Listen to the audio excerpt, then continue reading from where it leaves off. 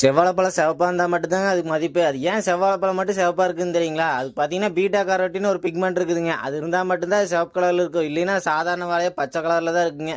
இது பார்த்தீங்கன்னா வெய்யப்பட்டால் அந்த பச்சை கலர் ஆகி போகுங்க. சிவப்பு கலர் இருக்கிறது பச்சையாகி போகும். அதுக்காக தான் 2 3 மெத்தட் இருக்குதுங்க. சருகு கட்டணும், இது மாதிரிங்க வாழை சருகு அறுத்து அதுலேயே கட்டி விட்றது.